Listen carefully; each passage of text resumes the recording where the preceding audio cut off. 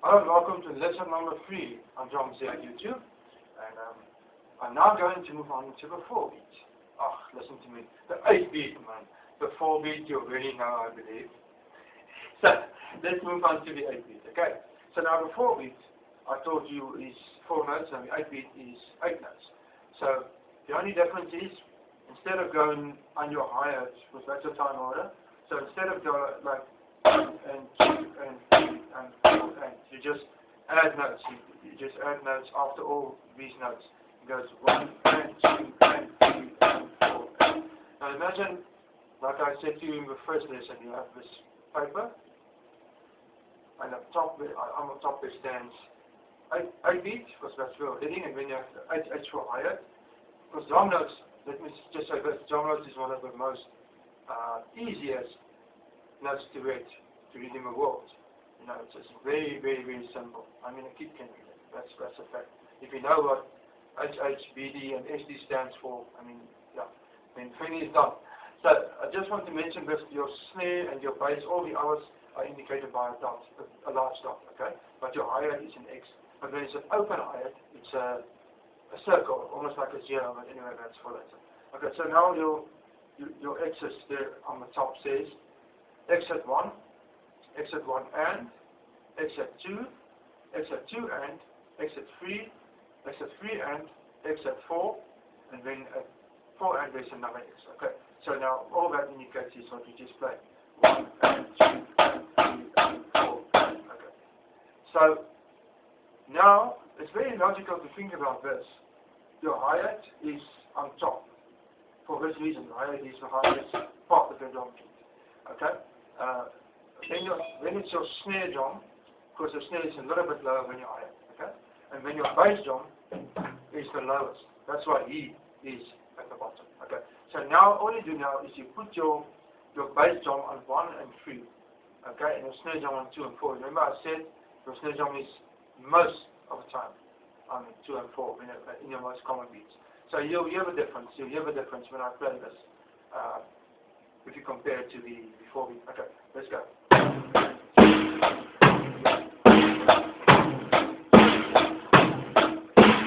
Now that sounds a lot better already than you know, that doesn't sound as good. So yes, but believe me, if you play slowly, the 4 beat is very nice to use. I must say that. If you play slowly, in many cases the 4 beat is better to use than the 8 beat. Yeah, and even if the beat is quick as well, because otherwise it's 1 and 2 and 3 and instead of that it goes 1 and 2 and 3 and, you know. So yes, use what you feel is the best to use on your hi-hat. I mean, listen to the song, listen to the music, and decide for yourself what kind of hi-hat you're going to use. Okay.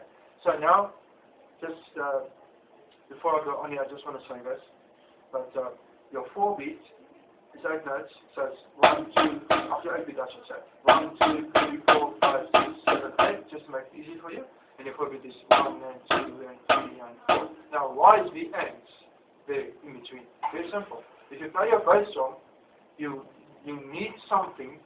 I mean, you could very easily count like this.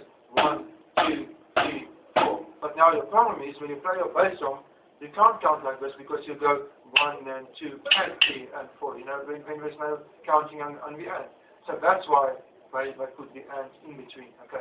But anyway, let's move the bass drum a little bit. This is the most common beat of all beats in most music situations. So let's move to and 3. So it's 1 and 2.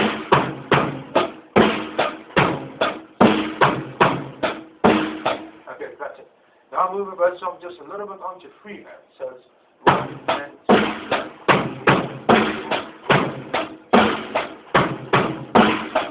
Okay. Now this one. This one sounds a little bit simple when you play it slowly actually. But if you use it in a song, I must say to you, when we worship in church, I often use this beat. I'm going to play for you a little small piece just after I play the beat so you can just imagine. Okay. So this beat.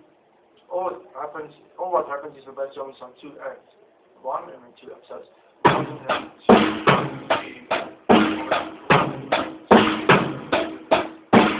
Now that sounds stupid, really that sounds, but listen out to this. Oh,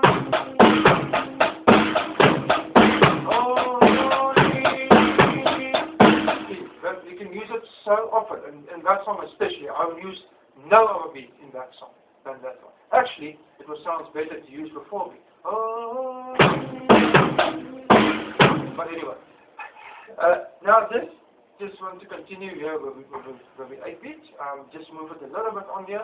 You stay at 2 ends, but now we're going to make a double. You remember what I said? This sounds like a double beat because it ends on 4 ends and it starts at 1 again. So that's why it sounds double. So it goes 1, 2, 3, 4.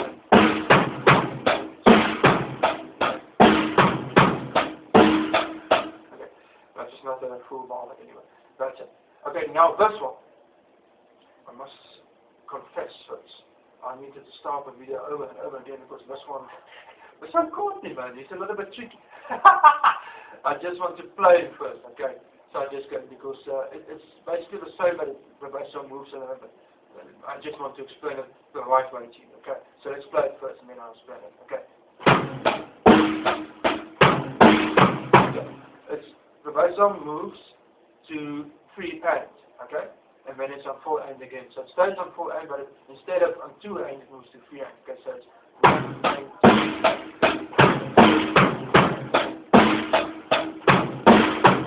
Okay, and 1. Yeah, that's it.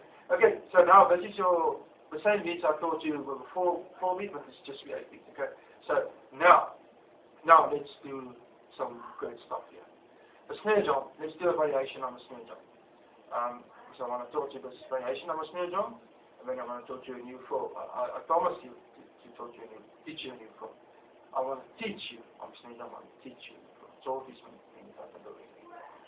But anyway, okay. So teach you on the snare drum. This one is you often use it in a waltz when you move to the triplets, especially because it's 1, 2, 3, 1, 2. But anyway, this is not another triplets. This is an 8 beat. So we're going to use it the same way they use it in the triplets, but as an 8 beat. Okay. So all you do is you put your snare on 2, just like you will do, but then on 2 and as well. So it's 2, 3, and then 4 again. So it's 2, 3, and 4. You just add the higher. It's 1, 2, 3, and 1. Now the bass drum is most of the time, most people play the bass drum only in 1 and 3. But if you're South African, you'll know this guy. His name was Bossy Visser. He passed away 98. He made 98, but his drummer on his first album, his name was Gerrit Achenbach. But anyway, it's the same thing. But he brought light to me to spice this beat up, because he doesn't play the bass drum on 1 and 3. He plays the bass drum on 1, but then on and 3, and that sounds very, very cool. So just hear how it sounds on 1 and 3, and then I'm going to do what that guy did, because it's simply amazing. He goes,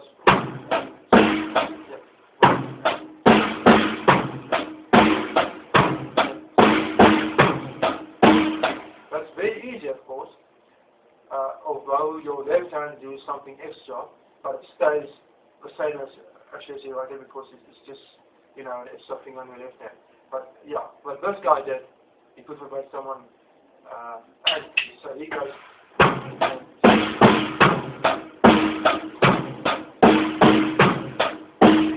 Very, very cool. Especially when you play it faster. That's actually how he plays it. He plays.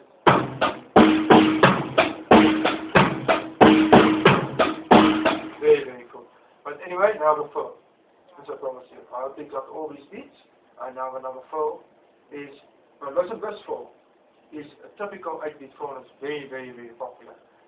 Especially just before a quarter. Not so popular after a quarter, but especially before a quarter. And I just want to say this. A 4 starts most of the time, you play 3 bars before you do a 4, but actually when a song has 8 bars in the verse, you actually started at the 7th bar before you do a 4. But what I want to say, you as a drummer, you feel, I mean, I don't count at all when I listen to a band, when I'm playing in a band. I don't count. I don't need it. Because later on, you don't need to count because all you need is the music behind you or around you or whatever. And I found, for me, the bass guitarist is the most important guy to listen to. And I follow him, I'm happy. When I don't have a bass guitarist, it's actually a bit more difficult for me. But of course, when there's vocals, then it's fine. But I think, I'm actually sure, if there's only a piano and there's no vocals, I'll get lost. I'm quite sure. It's very difficult for me to play just, maybe it's because of my hearing, I don't know. But I am a bass lover. And when a bass guitarist isn't there, it's difficult for me.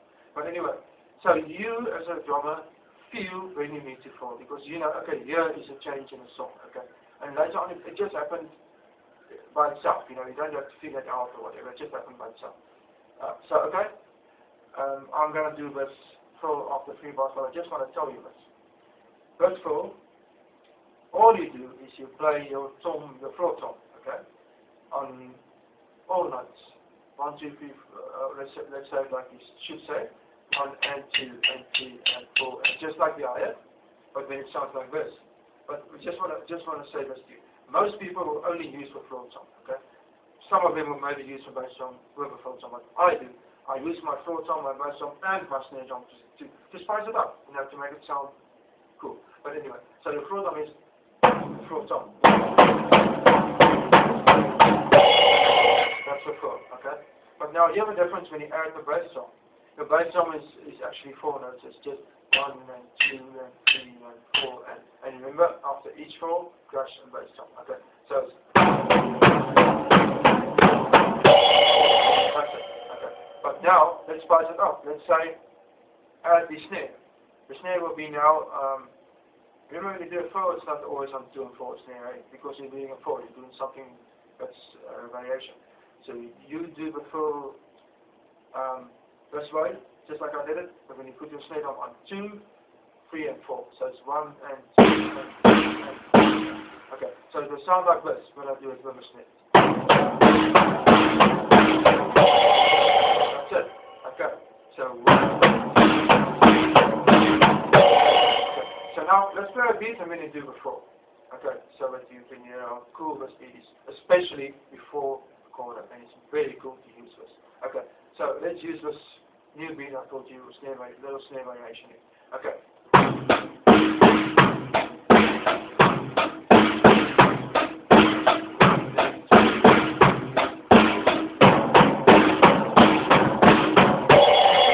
That's it. That's all for now. I hope you enjoy it. And I hope that next time I won't do a little bit again. That's my problem, not yours. Anyway, I hope you enjoy it. I hope I'll see you soon.